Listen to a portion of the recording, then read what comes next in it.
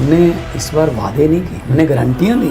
तमिलनाडु के मुख्यमंत्री हमारा स्कूल देखने के लिए आए थे। जो क्रूड ऑयल था 50% पे था, $76 पे था, तब भी ऊपर थे।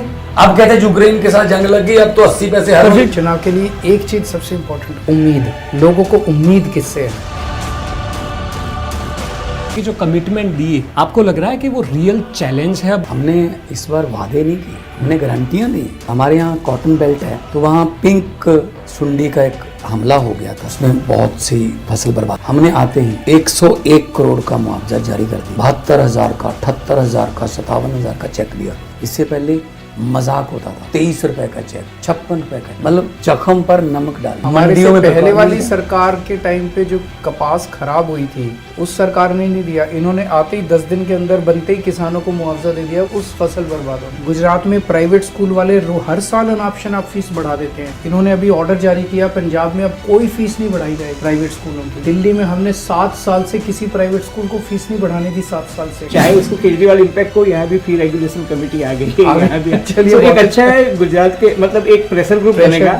आप ये बताइए कि दिल्ली का एजुकेशन मॉडल क्या है, क्योंकि गुजरात मॉडल पर तो देश पर भी सत्ता हो रही है। मैं आपको आपके चैनल के जरिए गुजरात के सभी भाइयों बहनों को इनवाइट करता हूं, दोस्तों को इनवाइट करता हूं, आप दिल्ली आइए, किसी भी सरकारी स्कूल में घुस जाइए। कल स्टेलिन साहब, तमिलनाडु के मुख्यमंत्री, हमारा स्कूल देखने के लिए आए। सरकारी स्कूल इतने शानदार हो गए हैं और वो अच्छे हो गए, इसके सबसे बड़े 2 प्रमाण हैं। इस साल 4.25 लाख बच्चों ने दिल्ली में प्राइवेट स्कूल से नाम कटा के सरकारी स्कूल में भर्ती हुए। बड़ी बात, हमारे सरकारी स्कूलों के इस बार 12वीं के नतीजे 99.7% नतीजे। हमारे सरकारी स्कूलों के बच्चे अब इंजीनियर बन रहे हैं, नीट क्लियर कर रहे हैं, IIT JEE के एग्जाम क्लियर कर रहे हैं। मैं मानता हूँ संगठन इंपॉर्टेंट होता है, लेकिन चुनाव के लिए एक चीज सबसे इम्पोर्टेंट होती है, होप, उम्मीद। लोगों को उम्मीद किससे है? लोगों को क्या लगता है कि कौन हमारा भला करेगा? जिस दिन लोगों को वो उम्मीद किसी से हो जाए और उम्मीद पे विश्वास हो जाए, तो लोग खुद ही संगठन बन जाते हैं। अभी मैं IIM में और वहाँ ये डिबेट सुन रहा था, तो वो कह रहे थे कि ये फ्रीबी पॉलिटिक्स जो है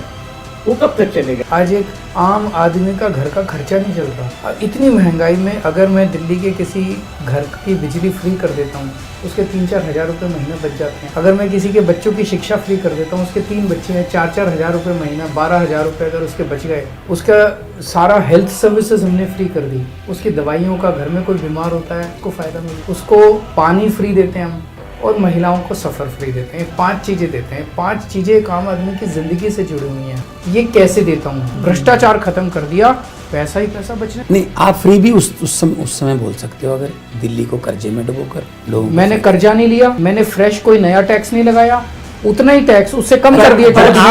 पेट्रोल और डीजल के दाम पर कोई डिबेट हो रही है? होनी चाहिए। क्यों? जब इससे जो क्रूड ऑयल था 50% पे था, $76 पे था, तब भी ऊपर थे। अब कहते हैं यूक्रेन के साथ जंग लग गई, अब तो 80 पैसे हर कम। अगर उस समय में, उस मौसम में, उस माहौल में हम जनता का पैसा जनता पर लगा रहे हैं। अमेरिका कनाडा भी 5-5 हज़ार, 10-10 हज़ार डॉलर उन्होंने कोरोना के समय दिए हैं। उसको बोलते हैं सोशल सिक्योरिटी। फ्री भी बदल के इसको सोशल सिक्योरिटी बोलना चाहिए।